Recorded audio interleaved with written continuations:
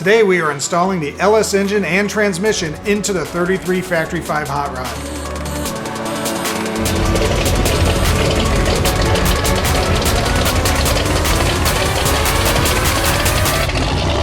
Hi everyone, and welcome to the channel about kit cars and other car topics. If you like what you see, please hit the subscribe and notification buttons below and share with others on social media. So it's a real momentous occasion that we're getting ready to pop this engine and transmission as a dry fit into the car, and therefore I could work on the firewall and get some of the other accessories and stuff figured out. And I've talked early on in the past about having some neck and back issues, and so even if you didn't, moving a 500-pound item is a little scary. You want to make sure you don't crush someone's finger or lose a finger or whatever. Scrape up stuff, jack up your paint, whatever you want to call it. My gracious neighbor Bob has offered to come by and help with the install of this, and hopefully between the two of us, I keep thinking I need 3 or 4 people, but 3 would be awesome, but the 2 of us are going to work on this and make it happen. So check it out, and we'll give you some updates as we go through this.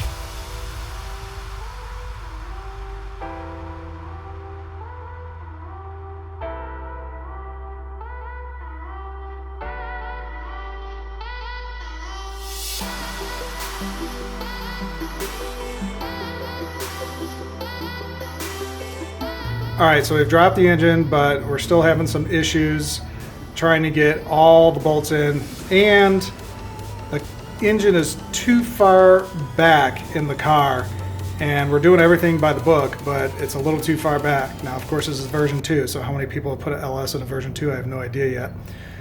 So I think we're kind of pioneering some of this stuff. But let me show you what some of the issues are. We got the bolt, we got the black plate, then we have a shim, then we have a little tiny shim, and then we have the outside with the nut. That you can see is making the engine be behind these plates, and these plates are mounted here, so it only goes one spot. So what we've done last night, which took a while, is we switched these over. So now we have bolt, tiny shim, plate, shim, plate, bolt. So that's going to push the engine up 1/8 of an inch. Now the reason that we're doing that is because we're having some severe clearance issues right here to where that is actually touching. So we're going to try to switch to one side, and then once we get that one side finished, we're going to come back around and hopefully tighten up all these bolts, and it's going to pull that transmission away from the back end. So here it goes.